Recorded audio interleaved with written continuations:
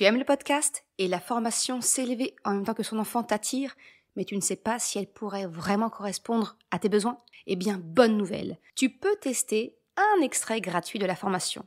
2 capsules audio complètes avec des outils concrets pour apprendre à poser des limites sans crier. Pour cela, il te suffit de t'inscrire à la liste d'attente et de découvrir la formation avant tout le monde avec 100 € de réduction avant le lancement officiel du 5 octobre. C'est gratuit et sans engagement. Pour ça, rendez-vous sur mercredi.com/liste-attente.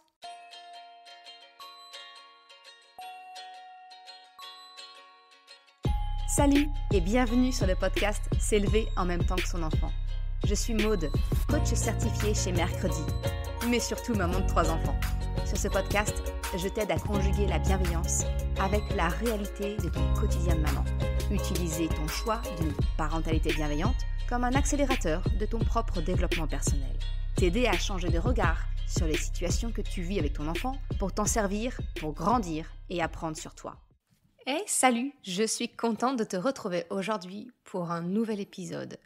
Un épisode où on va parler de ce fléau de la parentalité, celui de répéter 1000 fois les choses pour espérer que notre enfant écoute, mais qu'il n'écoute absolument pas. Comment faire pour arrêter de répéter pour que ton enfant bouge enfin? Je pense que ça, c'est une des choses qui nous énerve le plus en tant que parents. Je pense que comme moi, tu en as marre de devoir répéter encore et encore les mêmes consignes pour espérer que ton enfant t'écoute. Dans le style à table, mets tes chaussures, on s'en va, range tes jouets, dépêche-toi, etc. Tu sais ce que c'est. Répéter, ça fait partie de notre quotidien de parents. Mais ça peut changer. Tu te retrouves souvent à dire les mêmes choses sans fin, et pourtant, notre enfant ne nous écoute toujours pas. Tu te demandes peut-être pourquoi ton enfant semble t'entendre, mais qu'il ne t'écoute pas réellement. Alors, si tu te sens épuisé de répéter 1000 fois les mêmes consignes, cet épisode, il est fait pour toi. Parce qu'aujourd'hui, on va voir ensemble pourquoi répéter 100 fois les consignes ne fonctionne pas et surtout, comment tu peux arrêter de répéter tout en obtenant cette fameuse coopération de la part de ton enfant.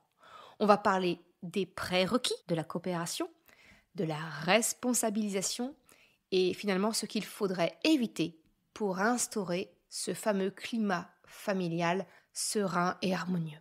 À la fin de l'épisode, tu auras des clés concrètes pour changer ton approche et surtout pour découvrir ce qui motive spécifiquement ton enfant à coopérer.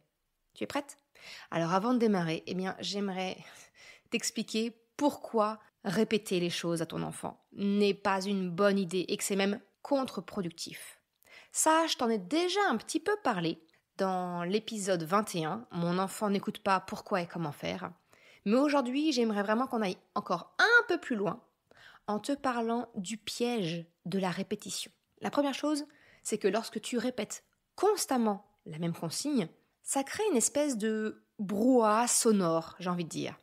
Ton enfant entend le bruit de ta voix, mais il ne se sent pas nécessairement concerné. C'est un peu comme si notre voix devenait un espèce de fond sonore auquel il s'est habitué. Un peu comme la radio ou la télé que l'on peut mettre en fond sonore et que finalement on ne fait même plus attention. T'as peut-être remarqué que plus tu répètes, moins ton enfant semble t'écouter. Ça, c'est parce que la répétition, au lieu de renforcer le message, ça vient finalement l'éroder, ça vient l'atténuer. Alors, comment sortir de ce brouhaha, tu vas me demander? D'abord, au lieu de répéter en étant à distance de ton enfant ou en élevant la voix encore un peu plus, depuis une autre pièce par exemple, tout simplement, approche-toi de ton enfant. Crée un contact physique en le touchant doucement sur l'épaule par exemple, ou de faire un geste devant lui pour capter son attention. C'est ce petit contact physique qui va l'amener à se connecter à toi. Et ensuite, parle-lui calmement en le regardant dans les yeux. Déjà, cette première approche peut radicalement changer la dynamique. Ça sera plus efficace pour capter l'attention de ton enfant et en plus, on s'en rend pas compte, mais le fait de crier pour se faire entendre depuis une autre pièce, eh bien ça nous donne à nous, en tant que parents, l'impression qu'on est toujours en train de crier. Et pas nécessairement pour répéter, mais quelquefois on va juste crier pour être entendu depuis une pièce éloignée, mais ça vient renforcer cette impression de toujours crier, ça vient renforcer cette ambiance familiale stressante par une voix trop forte. Et ça, ce n'est pas agréable pour toi, bien entendu, mais c'est pas non plus agréable pour ton enfant. Alors, dans mon cas particulier, tu vois, il m'arrive de faire passer des annonces à mes enfants via nos enceintes connectées. Une autre petite astuce, c'est peut-être d'avoir une espèce de sonnette sans fil interne qui permet d'avertir ton enfant que tu souhaites lui parler. Je te partage ça comme ça, c'est spontané, mais ça peut t'éviter en fait de crier juste parce que vous êtes dans des pièces éloignées. Un autre piège de la répétition, c'est de croire que répéter encore et encore va permettre à notre enfant de finalement nous entendre et faire ce qu'on lui demande. Mais en réalité, et tu l'observes, c'est l'inverse qu'il se produit. À force de répéter, notre enfant devient de moins en moins réceptif. Pourquoi ? Parce que plus tu répètes, plus ton enfant va avoir l'impression d'être contrôlé, d'avoir affaire à un ordre finalement. À ses yeux, la répétition devient une forme d'oppression. C'est plus une demande, c'est un ordre que tu formules. Et pour la plupart des enfants, ça va générer non pas de la coopération, mais au contraire, une forme de résistance automatique. Un autre effet négatif de la répétition, c'est qu'elle va devenir une forme de routine pour ton enfant. Il sait que tu vas répéter, donc il n'a pas besoin de réagir immédiatement. Sa réaction sera inconsciemment conditionnée par le stade ultime, celui où on perd patience et on passe aux menaces. C'est une forme quelque part de routine négative qui s'établit entre nous et notre enfant. Ce que je te propose, c'est de découvrir des pistes pour casser ce schéma, sortir de la répétition comme mode de communication afin de créer une véritable coopération de la part de ton enfant. Parce que finalement, c'est vraiment là qu'intervient la responsabilisation. Plutôt que de devoir répéter, tu peux responsabiliser ton enfant en lui donnant des tâches précises qu'il sait et qu'il peut gérer seul. Ça va lui permettre de se sentir acteur et non pas simplement soumis à tes consignes. Alors, comment responsabiliser ton enfant peut te permettre d'arrêter de répéter ? Finalement, c'est de prendre conscience des prérequis de la coopération. Souvent, le manque de coopération chez l'enfant, et donc le besoin de répéter les consignes, ça découle d'un besoin d'autonomie qui n'est pas satisfait, qui n'est pas entendu. Quand ton enfant sent que tu lui imposes des consignes par la répétition en boucle, je te l'ai dit, il perçoit ça comme une perte de contrôle. Alors, pour arrêter de répéter, je te propose à la place de comprendre le besoin de liberté et d'autonomie de ton enfant et de lui offrir des moyens de s'approprier certaines tâches de la vie de la maison de manière autonome. Donc tu l'auras compris, le premier prérequis, selon moi, de la coopération, c'est la liberté. Un enfant qui se sent libre dans ses choix et ses actions, il sera plus enclin à coopérer volontairement et naturellement. Mais attention, quand je te parle de liberté, il ne s'agit pas non plus de tout lui laisser faire. Tu peux lui donner de l'autonomie encadrée. Tu connais un exemple très classique, c'est de donner le choix. Au lieu de dire « range ta chambre », tu peux lui proposer « tu commences par ranger tes jouets ou tes livres ? Par quoi est-ce que tu préfères commencer ?» Quand tu laisses ton enfant choisir dans quel ordre accomplir une tâche, il se sent maître de la situation. Ce tout petit geste, ça va venir renforcer son sentiment de liberté et d'autonomie. Je te donne un exemple parmi d'autres, d'accord ? Mais il y a plein d'autres moyens de donner de l'autonomie à ton enfant. Un autre prérequis à la coopération naturelle et volontaire de ton enfant, c'est que pour que ton enfant coopère, il doit connaître et comprendre les règles de la maison. Il doit comprendre pourquoi ces règles existent. Si les règles sont perçues comme des ordres arbitraires, il aura du mal à les suivre volontairement. Mais si tu prends le temps de lui expliquer leur utilité et peut-être même de les co-construire avec lui, il sera plus enclin à les respecter. Et ça, c'est exactement ce que je t'ai partagé dans l'épisode 128, comment fixer des règles, comment poser des limites sans crier. Imagine, on va prendre le cas du matin où la routine matinale est très compliquée, ton enfant a tendance à traîner. Eh bien, au lieu de lui répéter sans arrêt « Habille-toi, dépêche-toi », eh bien peut-être c'est de prendre un moment avec ton enfant et de lui demander « Ok, comment est-ce que tu voudrais qu'on s'organise le matin pour que ce soit plus fluide ?» En fait, en participant à l'élaboration des règles de vie de la maison, ton enfant se sent investi dans le fait de les respecter, tout simplement. Le troisième prérequis, selon moi, c'est la clé finale, c'est la responsabilisation. Quand un enfant se sent responsable d'une tâche ou d'une partie de la routine familiale, il devient acteur de la vie de famille. Ça lui donne un rôle et ça l'encourage à coopérer sans que tu aies besoin de répéter. Il sait qu'il a un rôle à jouer et ça change tout. Par exemple, confier la responsabilité de mettre la table avant le dîner, de préparer son sac pour l'école. Quand il sait que c'est son rôle, il s'impliquera plus naturellement sans que tu aies besoin de toujours le rappeler. Tu trouves sans doute mes exemples un peu trop simplistes et un peu trop généralistes et c'est le cas, je suis d'accord avec toi. Mais simplement, je ne peux pas résumer toute la parentalité dans un épisode de podcast de 20 minutes. En réalité, je vais beaucoup plus dans les détails au sein de la formation S'élever en même temps que son enfant, et notamment le module 4, qui est complètement dédié à comment créer la coopération naturelle et volontaire de ton enfant. C'était une petite parenthèse pour te dire que oui, je sais que je suis assez générique, mais je ne peux pas rentrer dans les détails simplement en 20 minutes. Si je reprends le fil de l'épisode, il y a une question qui revient très souvent, c'est comment faire la distinction entre la coopération, la manipulation, le chantage ou la culpabilisation de l'enfant pour qu'il fasse des choses. Et ça, effectivement, c'est crucial, c'est vraiment essentiel de comprendre que la coopération ne repose pas sur manipuler son enfant. Ça ne repose pas sur du chantage ni de la culpabilisation. Ce que j'entends par culpabilisation, c'est par exemple des petites phrases qui nous arrivent très naturellement de dire, mais qu'il faut vraiment arriver à bannir de notre langage. C'est par exemple « Ah mais vraiment, quand tu refuses de mettre la table, ça me rend triste, ça me donne une charge de travail supplémentaire et du coup, je n'y arrive pas et je me sens pas bien. » Enfin, c'est de faire porter la culpabilité sur notre enfant d'une chose qu'on aimerait qu'il fasse. Ça, c'est une forme de manipulation, de chantage et de culpabilisation. C'est tout sauf de la coopération. Ou encore, t'es vraiment méchant quand tu m'écoutes pas comme ça. Mais ça, c'est pas la bonne énergie, c'est pas le bon mode de communication avec ton enfant. Ça va au contraire créer du ressentiment, de la culpabilité chez ton enfant. Et ce ne sont pas les leviers d'action les plus forts chez ton enfant. D'une part, c'est pas ce qui va marcher le mieux. Et puis surtout, c'est pas des leviers d'action positifs. Donc, je pense pas que ce soit le modèle que tu veuilles donner à ton enfant.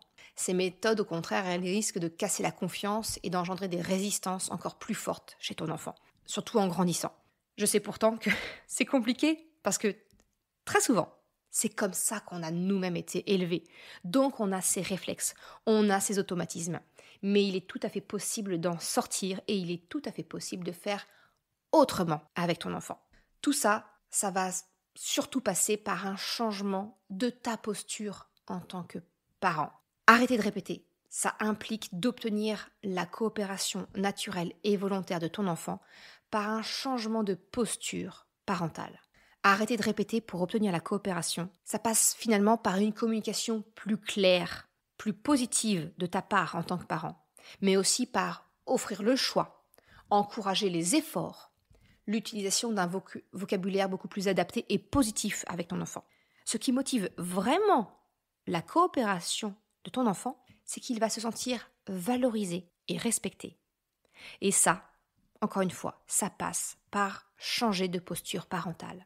Et changer de posture, c'est pas un objectif que tu dois atteindre. C'est un cheminement. C'est une progression. Ça ne se fait pas du jour au lendemain. Mais avec le temps, tu vas voir à quel point cette nouvelle approche va transformer toute la relation avec ton enfant. Par exemple, au lieu de dire « fais-le maintenant, sinon il n'y a pas de temps d'écran, sinon on ne sort pas ». Bref, tu vois un peu l'idée.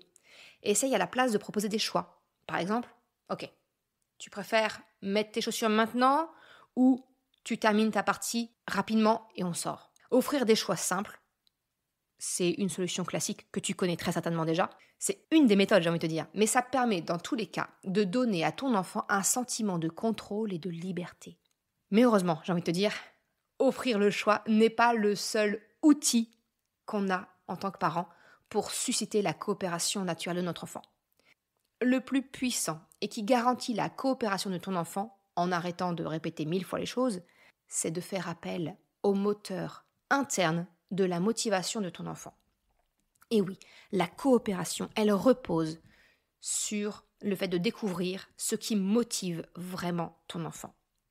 Et ça, c'est unique. Chaque enfant est motivé par des choses différentes. C'est la raison pour laquelle dans ma formation, et donc plus précisément le module 4 qui concerne la coopération, eh bien, je t'accompagne, j'ai développé une méthodologie pour te permettre de découvrir ce qui motive ton enfant spécifiquement. Et une fois que tu as compris ce qui le pousse à agir, j'ai envie de te dire, la coopération, elle devient beaucoup plus facile et naturelle à obtenir. Je te propose vraiment dans la formation une méthode pas à pas, concrète, qui te permet de comprendre le moteur interne spécifique de ton enfant. Et en le découvrant, en l'utilisant, tu as ainsi la garantie de ne plus avoir à répéter en boucle les mêmes consignes. Couplé à un cadre éducatif bienveillant et une communication claire, j'ai envie de te dire, c'est le trio gagnant pour retrouver la sérénité à la maison et arrêter de répéter et de crier. Et c'est exactement ce que tu découvres et que tu mets en place au sein de la formation S'élever en même temps que son enfant. Si tu désires en savoir plus, il te suffit de me contacter ou d'aller voir directement sur le site merrecredi.com/formation. En conclusion, pour terminer cet épisode, eh bien, pour arrêter de répéter, il faut d'abord que tu puisses comprendre pourquoi ton enfant n'écoute pas. Ce n'est pas qu'il est désobéissant, c'est finalement très souvent qu'il y a un sentiment de privation de liberté et peut-être même qu'il ne se sent pas concerné par ta demande. En changeant ta posture, en donnant plus d'autonomie et de responsabilité à ton enfant, mais de responsabilité pas imposée, une responsabilité qui l'intéresse, donc couplée à son moteur de motivation interne, eh bien tu vas parvenir à découvrir ce qui motive ton enfant à coopérer de manière naturelle. C'est vraiment j'ai envie de te dire, le meilleur moyen d'obtenir la coopération naturelle et volontaire de ton enfant. Et donc, encore une fois, si tu veux vraiment en finir avec les répétitions incessantes et découvrir le moteur interne spécifique de la motivation de ton enfant, qui lui permettra de coopérer de manière naturelle, eh bien je t'invite à rejoindre la formation. Je t'accompagne pas à pas pour mettre en place ces changements qui feront toute la différence dans ton quotidien. J'espère que ces petites pistes, en tout cas, te permettent de voir les choses différemment, d'y réfléchir. Et si tu as la moindre question, n'hésite pas à me contacter par mail, par exemple, maude@merrecredi.com ou sur Instagram. C'est là où tu pourras me contacter le plus facilement. Je te remercie d'avoir écouté cet épisode jusqu'à la fin. Si tu souhaites soutenir le podcast pour m'encourager à continuer à créer des épisodes, eh bien, tu peux le faire sur le site merrecredi.com/soutien en me faisant un don libre. Une autre façon de m'encourager et qui est vraiment très efficace, eh bien, c'est d'en parler tout simplement autour de toi, de partager le podcast, le site. Et si le cœur t'en dit, eh bien, c'est également de me laisser un commentaire ou une note sur Apple Podcast, Spotify, quelle que soit la plateforme, si elle te le permet. Ça m'aide vraiment à faire connaître le podcast, à diffuser ce message qu'une autre façon de la parentalité est possible. Un grand merci à celles et ceux qui prennent le temps de le faire, mais également ceux qui m'envoient des messages privés. Ça me fait toujours très chaud au cœur. Je te souhaite une excellente journée, après-midi, soirée, quel que soit le moment où tu écoutes, et je te dis à très bientôt pour un nouvel épisode. Ciao!